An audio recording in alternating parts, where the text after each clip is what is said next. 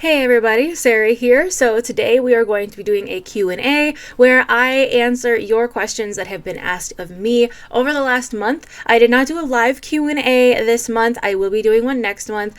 February is a shorter month, and last week my husband and I celebrated our Valentine's Day, so there was no live, but there will be one next month, so don't worry about that. Before I jump in, I want to thank all of the members on this channel. You guys really help make this possible. Thank you so much.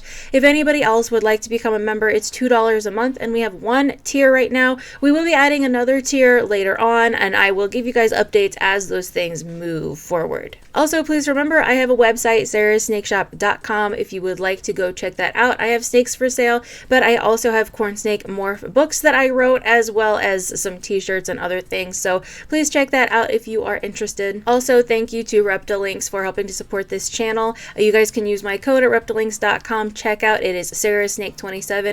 You get a discount, and I also get a little bit of money out of that. So if you would like to try this alternative food source for your snakes, you can use my code there. Now on to the questions. I do want to mention that a few of the earlier questions are based on, if I breed this to this, then what will the outcome be? And I'm going to go ahead and put in the description a couple of places where you guys can actually go calculate that yourselves.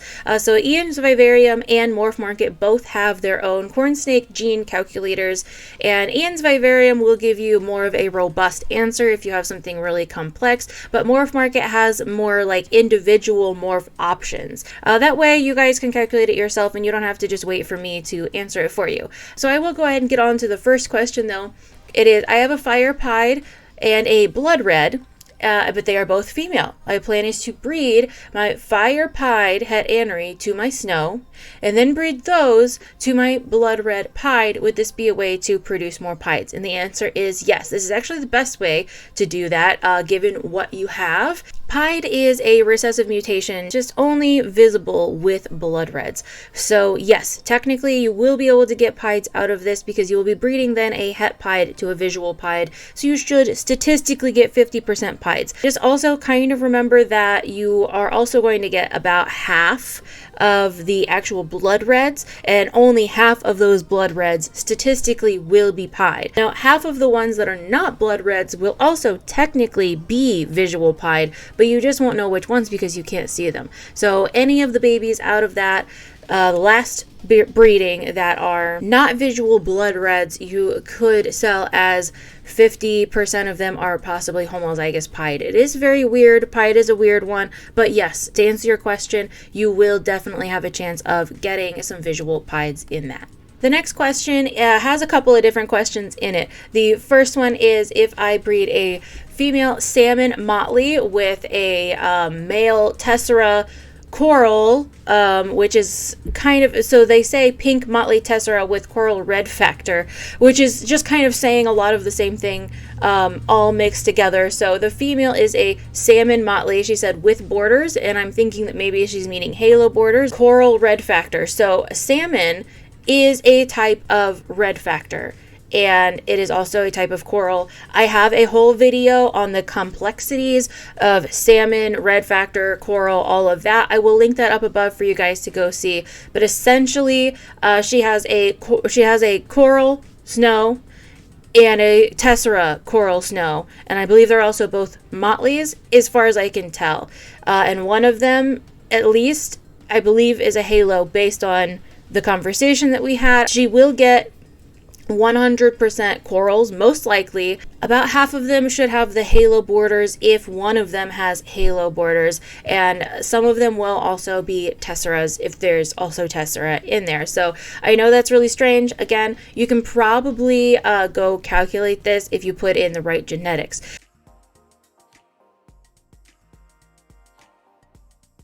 The other question in this is, do I have any more plans on writing books? And the answer is yes. I do also plan to kind of keep up with like updates on my current books. So anytime that there's a new mutation that comes out, which recently we did have one, which was Black Diamond, I plan to include any kind of new findings in my updated versions of my Morph books, which, as I mentioned earlier, are available on my website if you would like to go get those. But I do eventually plan on writing a care guide eventually, which there's a lot of care guides out there, and not a whole lot of people are really interested in buying books at this point when you can just Google corn snake care guide, but it does seem to be something that's in demand, so I will probably end up writing that at some point. And I'm also planning on writing a breeding specific book, one that goes over genetics and details like that.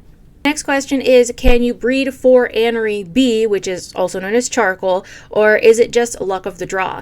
You can breed for it if you already have it in your breeding collection. So it's not something where if you just breed 2 random snakes, you have a chance of getting a charcoal, which you kind of do, but they would have to already carry charcoal. You just may not know it. So it's very unlikely that charcoal is just going to randomly mutate again in someone's collection. That kind of thing has happened before. We've seen it with Red Zeppelin and Amels. It does happen, but it's so rare that you may not, just don't count on that happening. It's best to actually get a snake that actually has charcoal and then breed that into your project if you are also wanting to get charcoals. The next question has a couple of other questions in it as well. So what projects am I currently into? I plan to make a whole other video on like the details of all of my projects, but I'll kind of do an overview here. I obviously have part of the Golden project, so I'm really into that. I also this last season brought in 2 other projects, one being sort of a mystery yellow coral weird thing that I'm calling the Egypt project because I named the sire Niles after Sean Nyland. Who I originally bought the snake from, and so that male is going to be bred with a bunch of different females to sort of see what's going on. He's going to be bred to an Anery, a hypo, and a wild caught normal. So that's one project. Obviously, I have the Halo project, and what plans do I have for Halo is also a question that's mixed in here. I don't really have any plans other than just to keep breeding the line that I have. I really, really enjoy them, and I also found out that my Vanishing Stripe / Hurricane line, which is another project that I recently brought in, they also have Halo in them. So I'm going to kind of mix the 2 of those together and maybe do some like Hurricane Halos, Vanishing Stripe Halos. I think that would be really cool. And I also obviously love Ultramel. Ultramel's always been anything Ultramel. And so I have a couple of Ultramel Okites right now that will be breeding soon, and just some other Ultramel mixes. I especially love Ultramel into Caramel. In fact, I have a Gold Dust Motley named Chartreuse that I hatched a few years ago. So those are the general projects that I am doing right now. The next question basically is, I have a male that's been cruising around like crazy the last week or so, but he doesn't seem hungry at all. Is this a problem? Should I be worried? The answer is no. In the springtime, male corn snakes will often go off feed and they will be cruising around looking for ladies. This is very, very common. A lot of male corn snakes will not eat during the spring for about a month or so. I wouldn't worry about it unless it's been like over 2 months that he hasn't eaten. Most of the time, it's fine. As long as there's nothing else going on, as this person mentions, there's no signs of a respiratory infection or any other problems. So as long as you're not seeing any other problems and you definitely know you have a male and it's springtime, this is incredibly common. Do not worry about him. The next question is, how often do you handle your corn snakes? And I would say minimum once a week. I usually try to do 2 or 3 times a week, but minimum once a week. The next question is, can I put a corn snake together with another corn snake, or do they have to have separate enclosures? I generally would say separate enclosures is going to be better, especially if you are not sure if you have a male and female, or if you're not sure if you have 2 females or 2 males or whatever. It's always better to just make sure, if you are going to house them together, which is called cohabitating or cohabbing. If you're going to cohab, definitely make sure that you do not have a pair, because that can be really, really stressful on that poor female, and they can often breed a lot smaller than is actually healthy for the female. And another reason that a lot of people don't like to cohab is, especially if you have a lot of different snakes, it's very easy for any kind of illness or disease to spread to other snakes in the enclosure. If one of them might throw up or regurgitate, you're not sure maybe which one threw up or regurgitated, so you're not sure which one you actually have to do the regurgitation habilitation process for.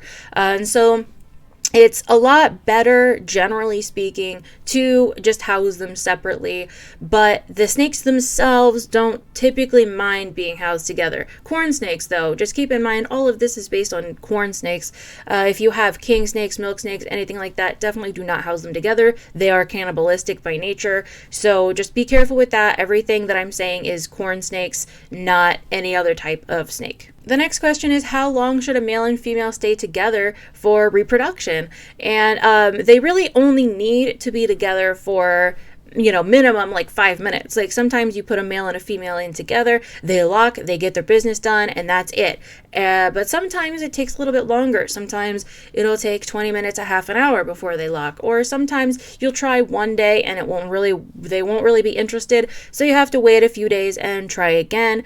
It kind of depends on what your goals are and how many different females the male will be breeding to. If the male is going to be breeding to multiple females, you definitely don't want to house them together for a long period of time, because then the male kind of might empty out with one female and not have enough for any of the other females that you might breed him to. So in that scenario where you have a male that you want to put to multiple females, I would definitely keep an eye on them and make sure that they are only in there for 1, maybe 2 locks maximum. This question boils down to, should I be feeding my snakes in a separate enclosure or not, or does it make a difference? With corn snakes, it doesn't usually make too much of a difference. The main reason that people are worried about it is something that we call cage aggression, where the snake gets used to the only thing coming into their enclosure being food, and so when you might reach your hand in to pick up the snake might think that you are food. Corn snakes usually don't have this much of an issue, and any time that I've been bitten by a corn snake because of this scenario, my hands obviously smelled like rodents. I had been touching rodents, feeding other snakes. So it is better, generally speaking, if you're worried about it, to go ahead and feed in a separate enclosure so that the snake is conditioned to, oh, I am moved into this box and this is where food is, and the food is not going to just be coming in through the lid of my enclosure. They're very simple creatures. Most of the time with corn snakes, it doesn't matter. But if you're worried about it, it is definitely fine to feed in a separate enclosure. And it's definitely fine to feed them in their enclosure if they're corn snakes and you're not super worried about them. This question is basically, if you're using a rack system, how do you deal with lighting? For me personally, I make sure that any of the enclosures that I'm using are clear and light can get through them. And I just put a UV light in the room. And I have it on a timer where it's on for about 14 hours a day right now, and then it turns off at night. This is the best way that I have found to do this. You don't just want to rely on light coming in through your living room window. Most house windows filter out UV rays, all but 10% or something. And so your snake, if you are worried about the amount of UV light that they are getting, the windows in your house are not going to be enough. You do want to add some sort of UV light in the room. This question had a couple of different questions mixed in with it as well. The first was trying to figure out if they have a male and a female. The male or supposed male probed down 8 scales and the supposed female probed down 5 scales. Does it sound like there's a pair? I would say yes. The 8 scales is pretty typical for a male, and I don't see any way that hemipenes are going to fit within a 5 scale range personally. So it does sound to me like you have a male and female. And the next question that's a little further down is it normal for the male to sort of be running away from the female? What's going on? And sometimes if the female is not putting off pheromones for breeding, the male, especially if the male isn't used to being around other snakes or snakes that are bigger than him, may not really be into it yet, especially if she's not putting off those pheromones yet. So it might be best to sort of take them out, wait a few days, and try again later, especially after she's had a couple of meals. Within like 48 hours after a meal, a female is going to be even putting off more pheromones. So that's going to be the best time to pair them, is about 2 days after feeding. I will put a link down below that shows how probing actually works and how to tell if you have a male or female. I'm going to put a lot of links in the description down there for you guys so that you can kind of go and check out these resources for future reference. I really hope that you enjoyed this video. Thanks for watching. Please subscribe. I will see you in the next video soon.